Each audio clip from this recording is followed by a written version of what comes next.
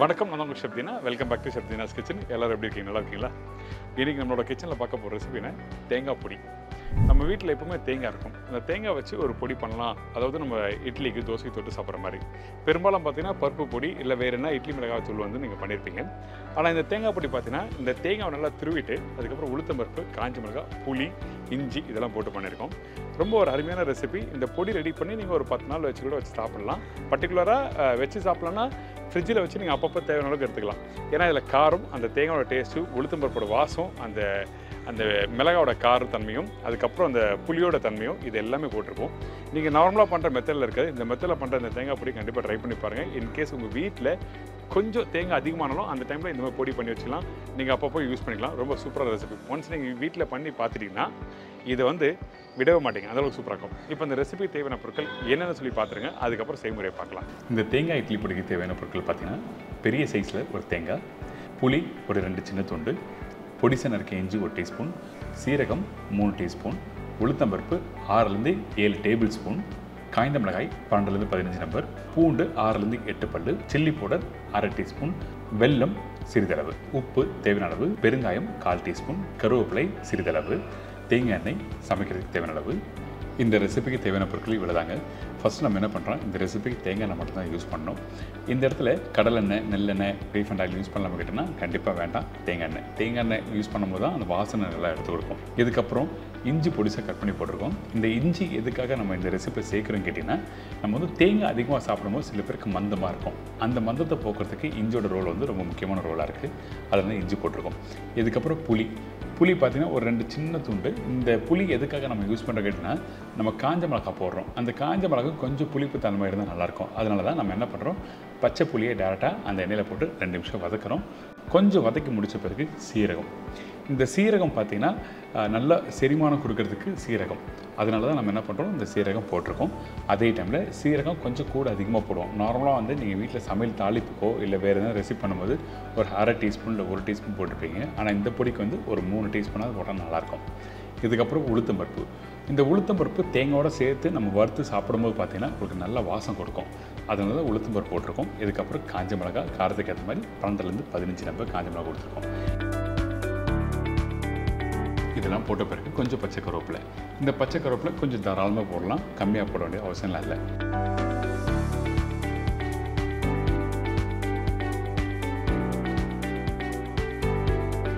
இந்த மாதிரி ஸ்லோ ஃப்ளேமில் வறுத்தா மட்டும்தான் அந்த உளுத்தம்பருப்பு, காஞ்ச மிளகாய், சீரகம் நல்லா வந்து வாசம் கொடுக்கும். அதே டைமில் ஈஸியாக மிக்சியில் அரைக்கிறதுக்கும் ஈஸியாக இருக்கும். அப்படி நீங்கள் ஹை ஃப்ளேம் வச்சு வறுத்திங்கன்னா அந்த உளுத்தம்பருப்பு சரியாக வறுப்படாது. அதான் விஷயம். இதுக்கப்புறம் நம்ம என்ன பண்ணுறோம், இடித்த பூண்டு போடுறோம். அந்த இடித்த பூண்டு சேர்க்கும் போது என்னன்னா உங்களுக்கு வந்து அந்த தேங்காய், அந்த காஞ்ச மிளகாய், இந்த பூண்டு, இந்த 3 வந்து நல்ல சரியான ஒரு காம்போ. அந்த டேஸ்ட்டுக்காக நம்ம என்ன பண்ணுறோம், இந்த பூண்டு சேர்க்குறோம். இப்போ இந்த பூண்டு போட்டு திருப்பி நல்லா வதக்க ஆரம்பிக்கிறோம். இது மாதிரி இந்த பச்சை பூண்டு, இஞ்சிலாம் வந்து நீங்கள் நிறைய பொடியில் பார்த்துருக்க மாட்டீங்க. கண்டிப்பாக இந்த மாதிரி ரெசிபிக்கு யூஸ் பண்ணும்போது ரொம்ப நல்லாயிருக்கும். அதுவும் பர்டிகுலர் தோசைக்கு, இட்லி தொட்டு சாப்பிடும்போது பிரமாதமாக இருக்கும். இதுக்கப்புறம் நம்ம என்ன பண்ணுறோம், இந்த ஃப்ரெஷ் தேங்காய். இந்த தேங்காவை முக்கியமாக திருவும் போது என்ன பண்ணுறேன்னு கேட்டிங்கன்னா, நீங்கள் அந்த வீட்டில் கிரேட்டில் திருவினா கொஞ்சம் பெருசாக இருக்கும். தேங்காய் பத்தையை கட் பண்ணிவிட்டு அதுக்கப்புறம் மிக்சியில் போட்டு கொஞ்சம் குறைன்னு அரைச்சிட்டு அதுக்கப்புறம் அந்த தேங்காய் அதில் போட்டு நல்லா வதக்க ஆரம்பிச்சிங்கன்னா சீக்கிரமாக வந்து உங்களுக்கு வறுபடும். அதான் விஷயம், வேறு எதுவுமே இல்லை. இப்போ இந்த தேங்காய் போட்ட பிறகு அடுப்போட ஃப்ளேம் வந்து கொஞ்சம் மீடியமான ஃப்ளேம் வச்சு வறுக்க ஆரம்பிங்க.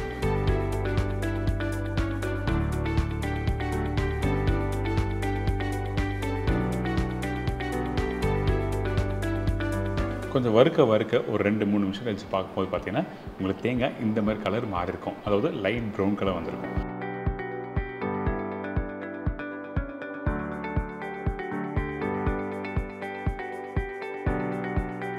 கரண்டில் எடுத்தனே அந்த தேங்காய், அந்த உளுத்தம்பருப்பு, காஞ்ச மிளகாய் எல்லாமே கலர் மாறி இந்த மாதிரி பக்கம் வந்திருக்குல்ல. இந்த மாதிரி வந்த பிறகு நம்ம என்ன பண்ணுறோம், இந்த இடத்துல சீசனிங் கொஞ்சம் உப்பு போடுறோம். நம்ம என்ன தான் பொடி பண்ணாலும் அந்த சீசனிங் வந்து உப்பு தன்மை இருந்தால் மட்டும் தான் நல்லாயிருக்கும். அதனால் கொஞ்சம் உப்பு போடுறோம். உப்பு போட்ட பிறகு நம்ம என்ன பண்ணுறோம், கொஞ்சம் பெருங்காயத்தூள், இதுக்கப்புறம் இந்த மிளகாய்த்தூள் யூஸ் பண்ணுறோம். இந்த மிளகாய்த்தூள் நம்ம ஏற்கனவே காஞ்ச மிளகாய் போட்டிருக்கோம். திருப்பியும் வந்து இந்த மிளகாய்த்தூள் எதுக்காக யூஸ் பண்ணுறோன்னா, அந்த கலர் நல்லா எடுத்து கொடுக்க லாஸ்ட்டாக வந்து அந்த மிளகாய்த்தூள் போடுறோம். கடைசியாக 2 சின்ன துண்டு வெல்லம் போட்டிருக்கோம். வெல்லம் இல்லை நாட்டு சர்க்கரை எது வேணால் போட்டுடலாம்.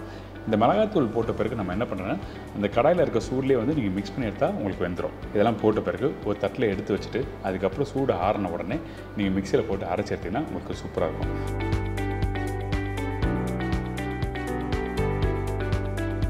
மிக்சியில் அரைக்கும் போது அதோட பக்குவத்தை பார்த்தீங்கன்னா ஒரு 80லேருந்து 90% அளவுக்கு நல்லா அரைச்சிருக்கணும். நீங்கள் ரொம்ப ஃபைன் பவுடராக அரைக்க முடியுமா அப்படின்னா கண்டிப்பாக அரைக்க முடியாது. இதில் தேங்காய் நான் போட்டிருப்போம். ரொம்ப ஃபைன் பவுடராக அரைச்சாலும் உங்களுக்கு தொட்டு சாப்பிடும்போது நல்லா இருக்காது. அதனால் நம்ம என்ன பண்ணுறோன்னா இந்த மாதிரி 80 to 90% அளவுக்கு அரைச்சிட்டு அதுக்கப்புறம் சுட சுட இட்லியோ தோசையோ தொட்டு சாப்பிடும்போது இந்த மாதிரி சூப்பராக இருக்கும். ட்ரை பண்ணி பாருங்கள்.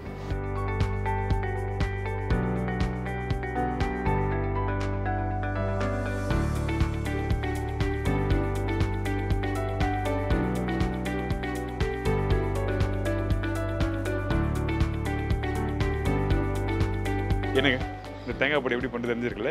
எந்த அளவுக்கு உளுத்தம் பருப்பு வறுக்கணும், காஞ்ச மிளகாய் எப்படி வறுக்கணும், தேங்காய் எப்போ போடணும், இதோட வந்து அந்த சின்னதாக அந்த இனிப்புக்கு வெல்லம் போடுறோம், அது எப்படி பண்ணுறோம், இந்த மாதிரி நிறைய விஷயங்களை உங்களுக்கு பார்த்துருப்பீங்க. ட்ரை பண்ணி பாருங்கள். ட்ரை பண்ணி பார்த்துட்டு ஃபீட்பேக் கொடுங்க. உங்கள் வீட்டு கிச்சன்லேயும் இந்த மாதிரி ரெசிபிகள் வேறு எதுனா இன்ட்ரெஸ்டிங்காக பண்ணுறீங்கன்னா டெஃபினட்டாக கமெண்ட் செக்ஷனில் வந்து ஃபீட்பேக் கொடுங்க. நாங்களும் கண்டிப்பாக பண்ணுறோம். இதே மாதிரி நாளைக்கு இன்னொரு அருமையான ரெசிபி சந்திக்கிறேன். நன்றி, வணக்கம். See you, bye, take care.